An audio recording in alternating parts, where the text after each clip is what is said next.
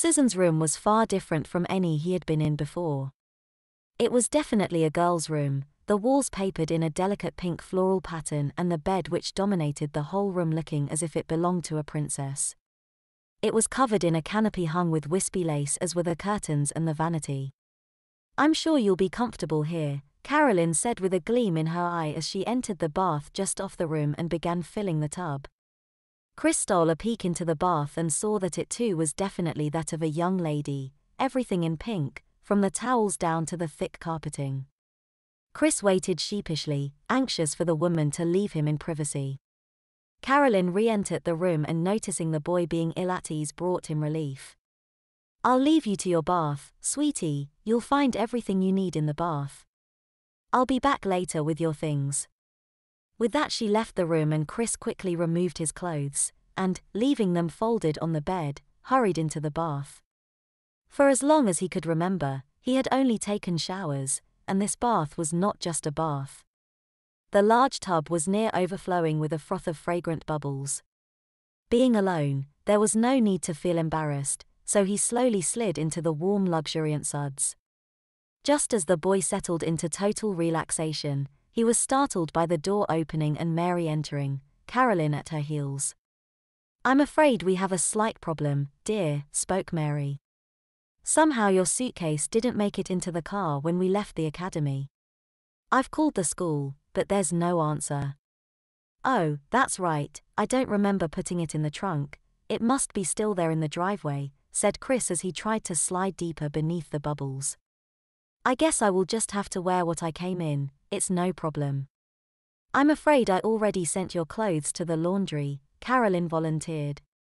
"I'm sure we can find something for you to wear, dear. Here, Carolyn will shampoo your hair and I'll look for something. You needn't worry your little head."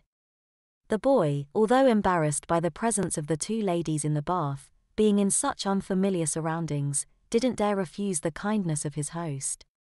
Covering himself beneath the suds, he sat quietly while Carolyn soaped his back and scrubbed him with a soft brush. He hadn't been given a bath since early childhood.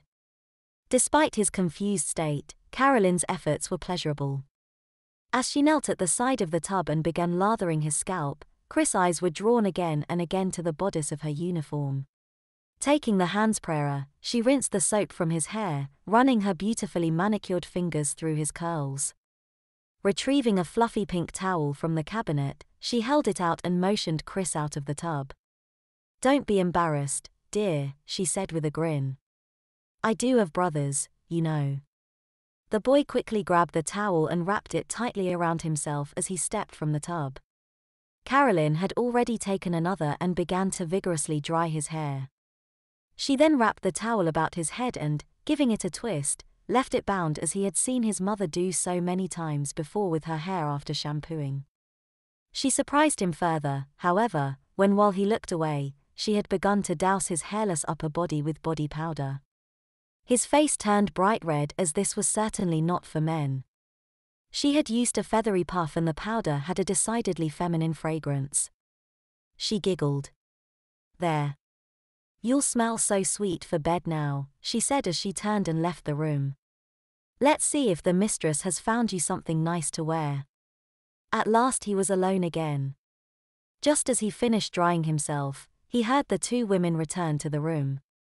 "It seems you'll have to borrow something from Susan's wardrobe, Chrissy," Mary said from the bedroom. "I know these are hardly suitable for a nice young boy, but they'll have to do under the circumstances."